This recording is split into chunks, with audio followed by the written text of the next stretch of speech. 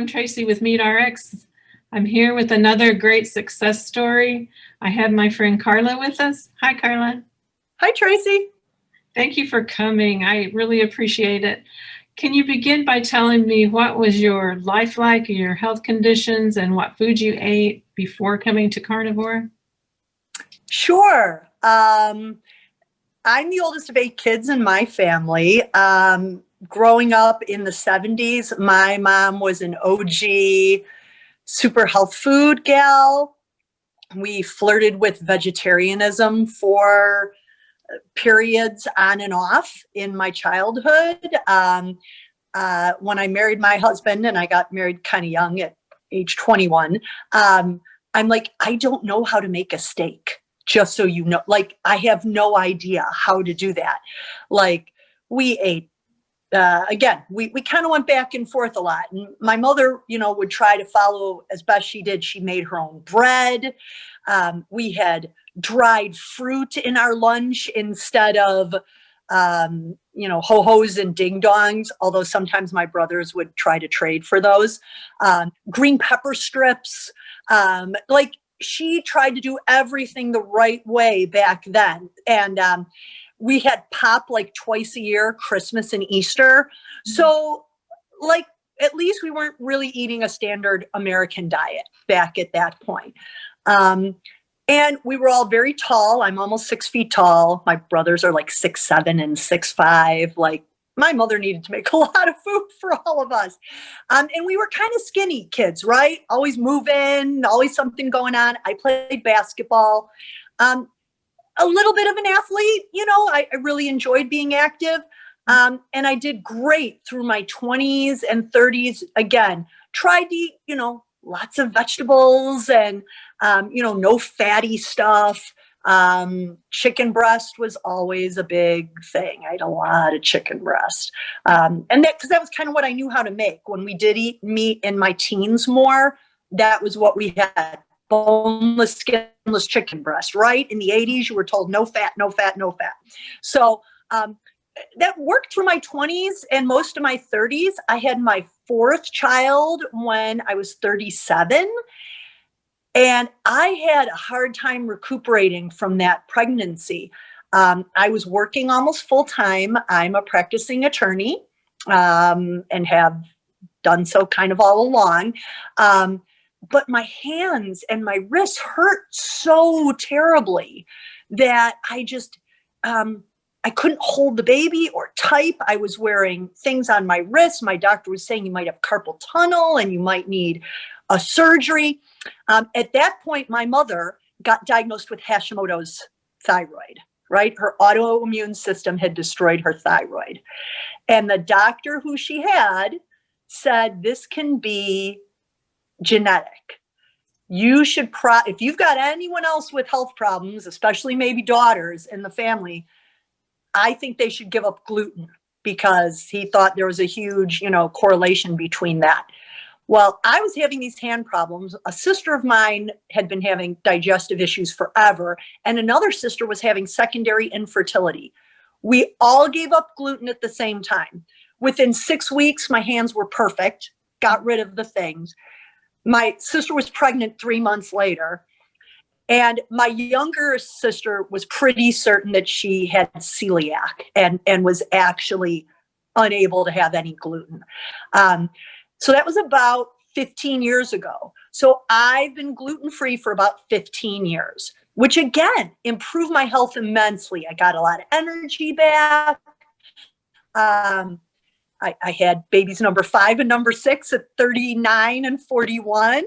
But I started kind of seeing some downhill slide, because when you don't have gluten, what do, right? You replace those gluten foods with rice and white potatoes and corn chips.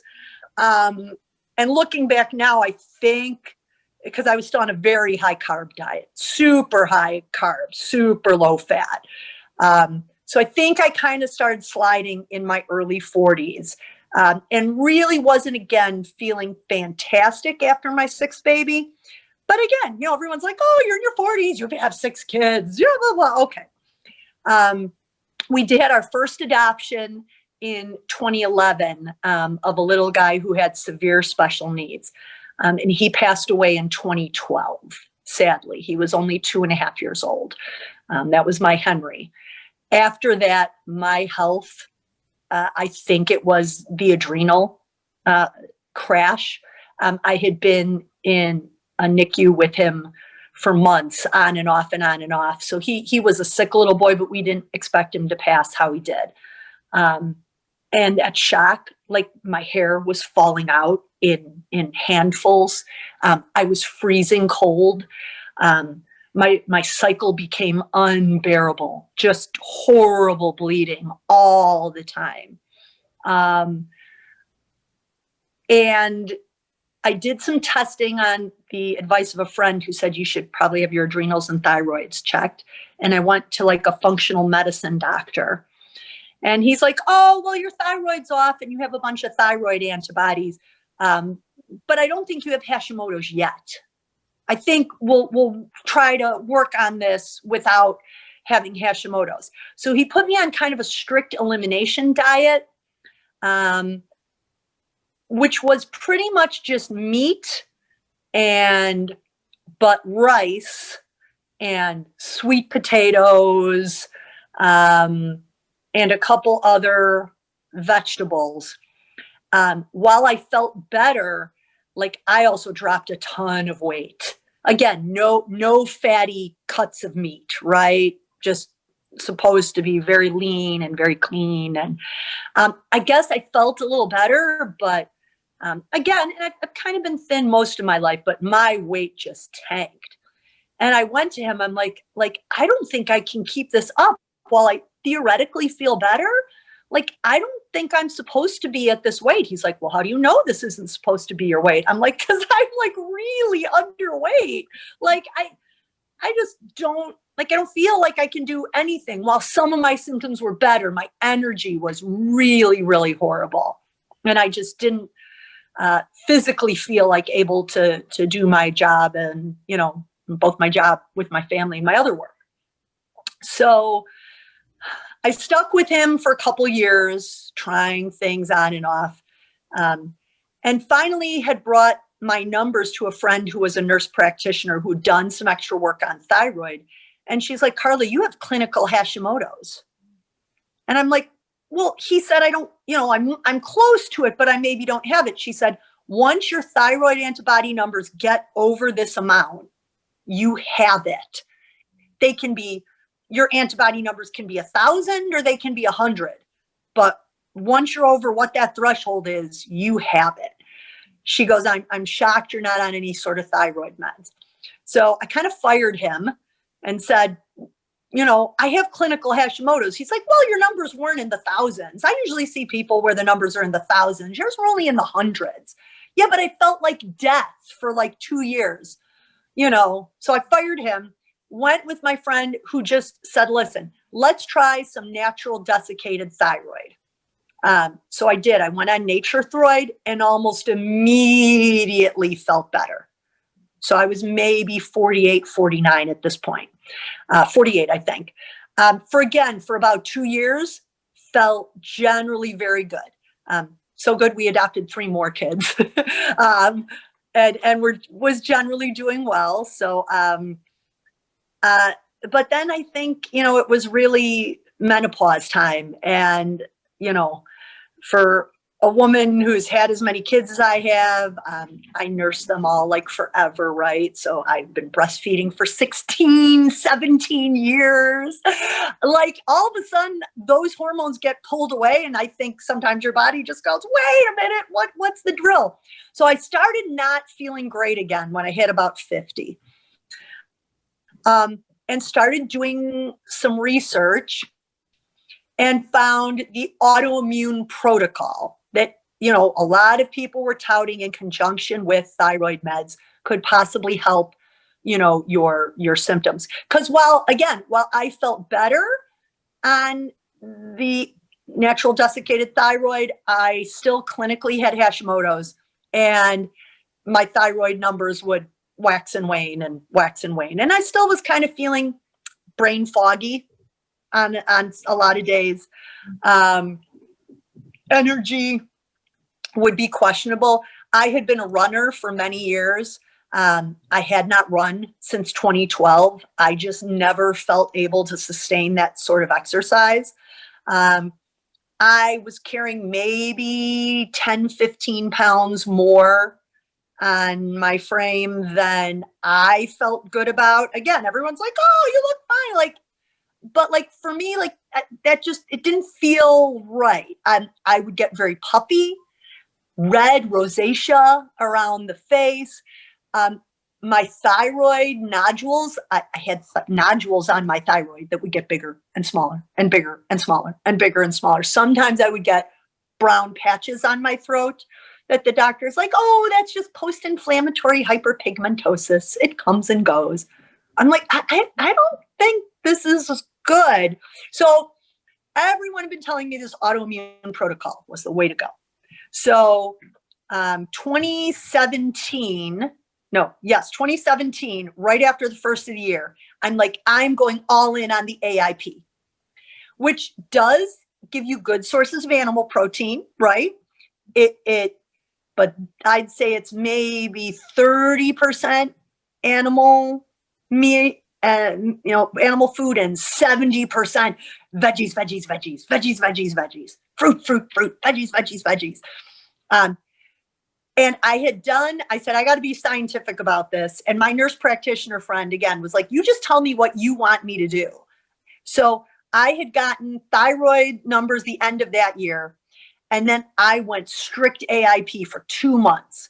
I joined every group on Facebook. I got a book about it, the autoimmune paleo. Like, I made all my own food. I make a lot of food, right? Like I make a lot of food here for my family. Like I cook. Like I'm gonna make all my own food. We're gonna eat at home all the time. We don't do, a lot of stuff out. It's just too expensive. So I did that rock solid for 2 months. Didn't feel any better. Probably felt a little worse. And my thyroid numbers were objectively worse. My thyroid peroxidase antibodies were up. My numbers were not as good. And I'm like, what the heck? I followed this to a T. Well, at that point, again, poking around the internet, because it seemed to me that diet was very, again, while it was trying to be kind of clean, it wasn't maybe low protein, high carb. It was maybe high carb, mid protein. And again, mid, low fat, somewhere in there. So I can't remember where I first heard of that there were people who were having better luck on high fat, low carb diet. And I'm like, what do you even eat? And like, I hadn't heard of keto, but then I kind of went down that rabbit hole and was like, well, if this made me worse, maybe I should start this for 2 months and see how it does. The other thing I will say was that going down that little keto rabbit hole made me realize I was pretty sure I was having issues with nightshades. So, right, eating a lot of white potatoes and sweet potatoes are higher lectins. They're not necessarily a nightshade, but like I was having a lot, white potatoes kind of, and tomatoes. I'm Italian. Like everything I made was in tomato sauce, everything. And it was very funny. My dear old Italian Nonna, my Italian grandma, told me, Carla, never eat a raw tomato. She was from Northern Italy. She said, only the Sicilians eat raw tomatoes. To have the tomatoes be good on your stomach, you have to peel them, seed them, and cook them onto the stove for 2 hours. And while I was doing this research kind of on paleo and finding some more stuff about nightshades, that's how they suggest you cook tomatoes to get some of those anti-nutrients out of them.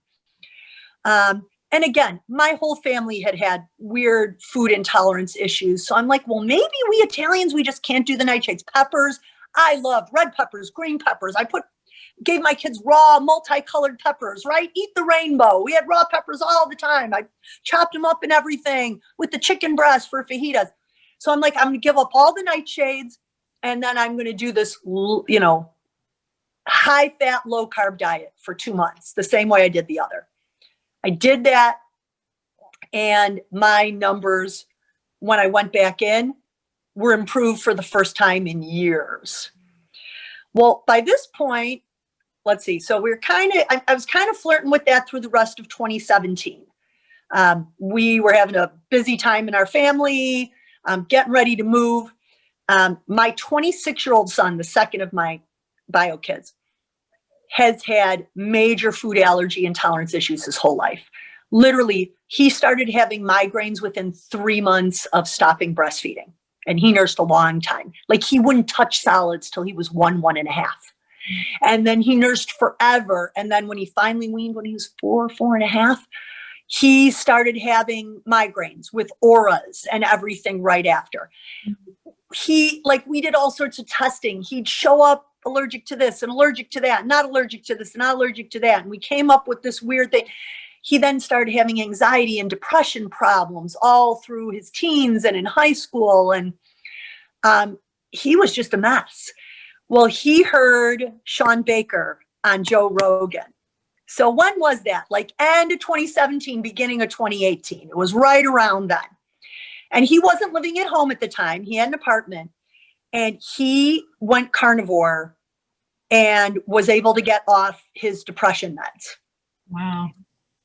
And, I'd been sharing some of my stuff with him. And I said, dude, I said, what are you doing? Like, this looks, and you are acting like the real you for the first time in forever. And he goes, I'm like, you're only eating meat? Like, that's it? Like, he always hated vegetables, hated them. Like, we, of course, made him eat them to be good parents. He literally, like, sometimes he would vomit after eating them. And it's like, well, that's just, pediatrician told me that's just behavioral. And he's like, no, Mom, I feel the best I felt in years.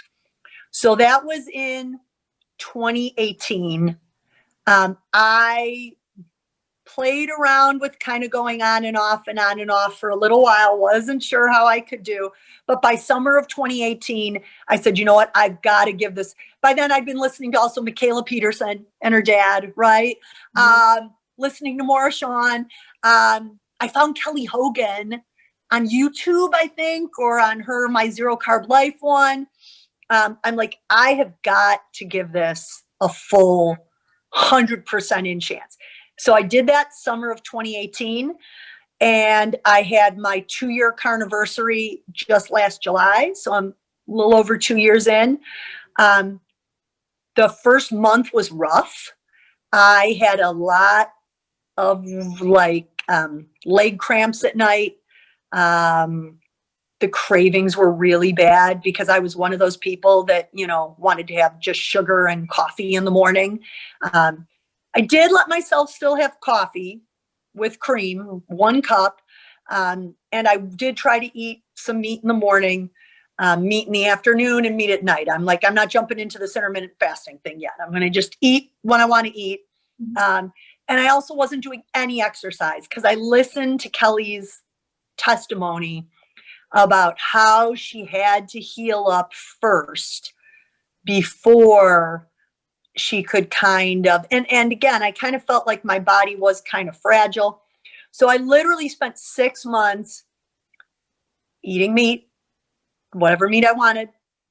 Had talked to my mom at one point, and she said I was horrifically allergic to egg whites as a child. The doctor told her to take me off all egg whites and only let me eat yolks. But at some point, once she had like 4 kids, that got to be too much of a pain. So she just started putting mine in with everyone else's. And she said I didn't seem so bad, but I guess I'd had some terrible eczema and some other stuff. So I did sort of ditch egg whites then for a while, or at least try to limit them. If I had to go out, I'd eat them out. By Thanksgiving that year, I was feeling amazing.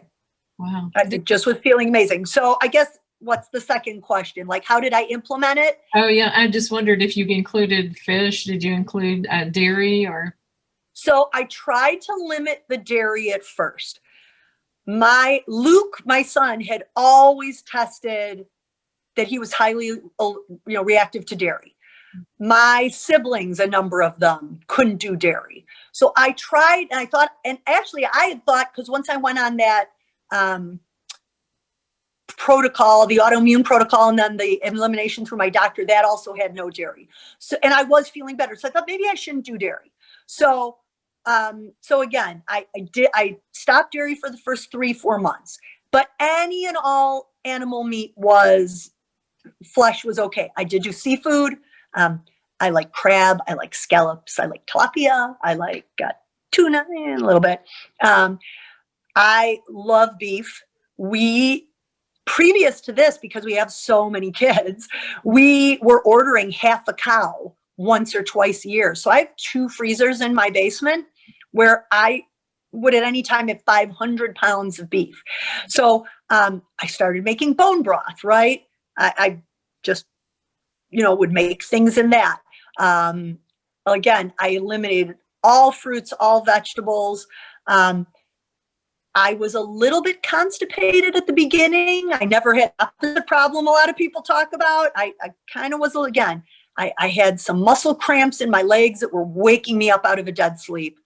I hadn't really read about electrolytes. I kind of wish I had. I didn't really realize that until later. And maybe that would have helped, but I don't know. It only lasted about a month. So I did that. Any and all meat was things. I figured I'm going to have a cup of coffee in the morning and an occasional one in the afternoon. And if I'm still not doing well, I'll eliminate those. But again, I was feeling fantastic by Thanksgiving, like really great, to the point where I didn't eat anything except the turkey for Thanksgiving. I didn't want to eat anything else. I felt too good. And my husband's like, what? You're not? I'm like, nope, not touching anything else. And then it got to be the first of the year. And my husband is in law enforcement. He has to stay in shape for his job. So a lot of times he'll pop on like a 10K race or something in the spring to kind of get him moving after the holidays and get back in shape. So I said, it had been about 5-6 months and I was feeling really good. And I said, you know what? I said, I'm going to train for a 10K with you. I haven't done a 10K in 8 or 9 years. Let's train for a 10K together. I feel good. So I was getting up at 5 a.m, going to the gym, just doing cardio, just because that's what I was most familiar with, and was really making good progress, still feeling great, to the point of when we got to March, like my husband was so impressed by how I was doing as opposed to previously. He just spontaneously went carnivore without really telling me, because I was essentially making a dinner every night where I was just, for the whole family, where I was eating just the meat of whatever I would make. I'd make it in the crock pot. I'd make it on the grill. I'd make it in an Instapot. I'd do whatever. And then I'd make some sides for the kids. And just have them eat the other stuff they were interested in eating. But yeah, it took me a while to sort of catch on that like hubby was only eating the meat too. So we did a 10K in end of April, and it wasn't a super stellar time, but I've never been the world's fastest runner. But I did it and it was great. My husband, on the other hand, literally had the best time he'd run for 10 years. Wow. That's literally. Awesome. It was amazing. So that summer, we both were very much more interested in really trying to keep carnivore. The family, we've made a few changes. Again, my oldest son is the trucker, and he's essentially adapted, I'd say 85-90% OMAD carnivorous way of eating, because that works really well when you're a long haul truck driver, right? He just gets up, gets going, doesn't have to worry about eating, stops for the night at 5 or 6, has his big meal of the day then. My 26-year-old son is essentially carnivore most of the time. He did lose his job after COVID, moved back home, had some stress eating problems. We all had some COVID issues, right? Right. Right? Like Yeah. that was very stressful. I started trying to include a couple more things in my diet that I missed. At first, I tried to put back in avocado, and it did not work. I would have diarrhea every time I tried to have a couple slices of avocado. That did not work. But that was 1 year in. I have since had avocado a few times recently and have not had that problem. So maybe now 2+ years in, I can have it every once in a while. It is kind of an easier thing to have when you're out, right?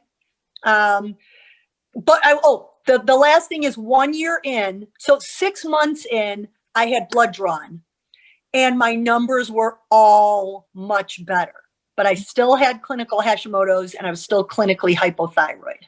Okay. But it was so much better. We halved my dose of the natural desiccated thyroid, halved it. Oh, cool. A couple more months in, I started having heart palpitations and some trouble falling asleep. And my nurse practitioner said, you know what? That sounds like what happens if your thyroid's going too fast. Why don't you take the half dose we gave you? Why don't you have it again? So I did and had almost immediate resolution of those symptoms to the point where I was taking this teeny tiny little quartered up dose of a teeny tiny little pill. And I said, listen, it was May of 2019. I said, let's do the numbers again. Well, I'm on this teeny tiny little dose now and I've been on it for like 2 months. Let's do the numbers again. Ran the numbers again. My thyroid antibodies were rock solid normal for the first time in 8-9 years. No clinical Hashimoto's. My other numbers, whatever, T4, the main one, my main thyroid number was well in the very good range. T3 was a little low, but now I'm hearing they're doing some research on that those of us who don't eat carbs might not have as high T3, right? Right. I'm super interested in that because I'm hearing that more often. Again, I watch all the stuff, Nutrition with Judy. Judy Cho's amazing. Dr. Fit and Fabulous, Dr. Jamie Seaman. I try to watch, Dr. Ken Berry, all his stuff. So I'm starting to hear that might be normal for us. And honestly, due to the, just again, complete lack of symptoms. I mean, I have more energy now at age 53 than I had at age 43, without a doubt. I sleep better. Okay. My sleep is more restful. I recover quicker. Again, until COVID hit, I'd actually started a program and was going to the gym and was doing some weightlifting to work on some upper body stuff. My mom was diagnosed as having pre-osteoporosis. And I'm like, maybe just running. I maybe need to do some weight stuff now at this age, right? I also resolved, I had been anemic since forever, late 30s, early 40s, right? Just, you keep having babies. You do, I could not digest any iron supplements they gave me. I tried every form of iron supplement, ferrous citrate, ferrous magnetate, ferrous sulfate, ferrous blah, blah, A. I tried 10 of them. A, they never raised my numbers, ever. B, they killed my stomach. I was in so much pain to the point where I was very close to getting blood transfusions a couple times. The only thing that helped me was cooking in a cast iron pan and trying to eat a lot more meat, but I was still trying to be very careful about the fat back then, not having fatty meat. I was having lean meat, but that did seem to help. So that was while my thyroid numbers were not stellar that first 6 months going carnivore, my iron numbers went up, like I was at the upper level of normal. And again, my nurse practitioner's like, well, you're saying you have more energy. Like, you need iron. Like, that's a helpful thing. Mm-hmm. So the iron was right away. Because although I was including all sorts of animal products, I did go very heavy on the beef. And again, had a good local source of grass-fed, grass-finished beef. When you buy the whole cow here in the Midwest, the entire cow, $4 a pound for your ribeyes, for your, everything, just everything.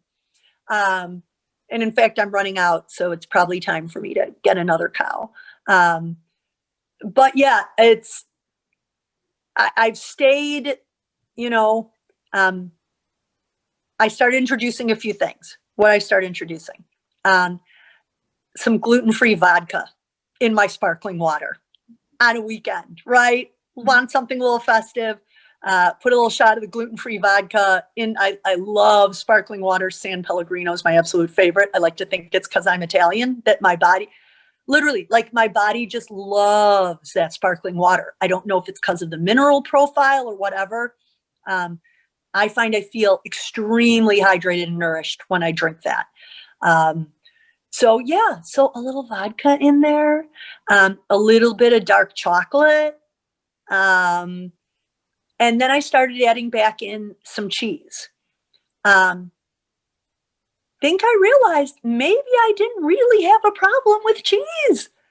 I can kind of have cheese whenever I want, and I don't experience any mucus, bloating. Oh, in fact, this year when the allergies were so bad, I mean, fall allergies just used to be terrible. Here in the Midwest, we have like, what is that, ragweed and all. I've just had horrible, ever since I went carnivore, mild to minimum seasonal allergy symptoms.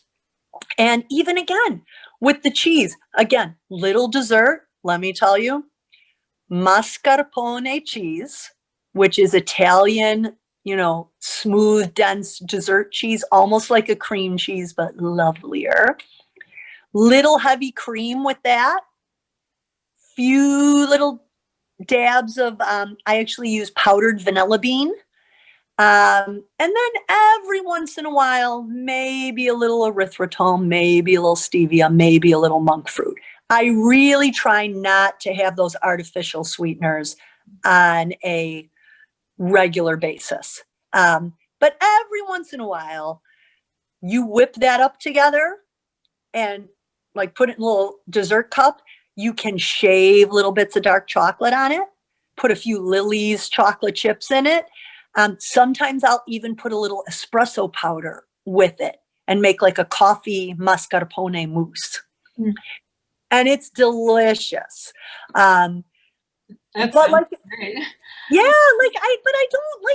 I don't need a dessert every night anymore.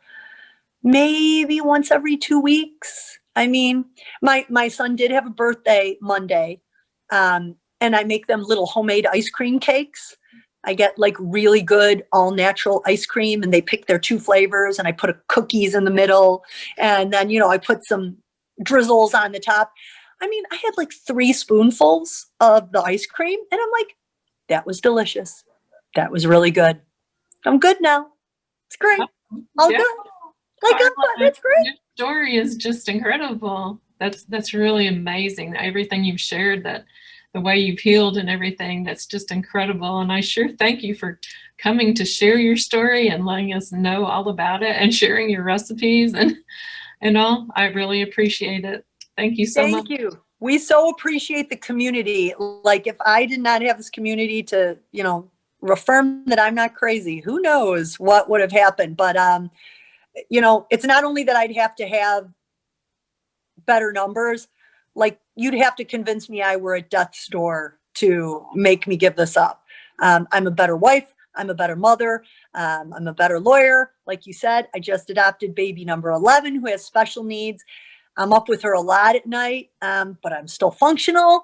I'm still getting some rest. I can tell I need a little more rest, right? Like it's diet as well as good sleep and less stress. And she was in the NICU for 2 months. We had a little stress. But knowing that this is my baseline and is rock solid, that's huge. I would just tell anyone, give it 6 weeks. I will say 4 weeks in, still things were a little dicey for me. When I tell everyone, and I've told a lot of women now in some of my mom's groups, like I have 2 women that are like, if you didn't tell me to do this, I don't know where I'd be today. So give it my advice, give it 6 weeks all in. Keep the coffee if you need to, but give it 6 weeks all in and see how you do. Right. Awesome. Thanks so much, Carla. Thank you. I will continue watching your sweet little baby on Instagram and your whole family. It's really wonderful. Well, thanks. Because of Hannah's disability where her skin can't make her own collagen. I'm probably going to be going full out carnivore baby with her. And she needs more fat than your average child, higher calories, again, because her body makes skin so fast. So this is going to be, I think, the next step of the journey is translating this to her as she grows. We're only 5 months old, so we got a little time. But again, thank goodness for people who've done the research like Judy and all the doctors who are around, that I can feel confident, not just in myself, but feeding my kids this way. We're all headed that way. They're not quite there yet, but we're headed to, we are absolutely much lower carb, lower sugar, and all feeling better. Oh, cool. That's wonderful to hear. Thanks so much. Thanks, Tracy. You take care, hon. You too. Bye-bye.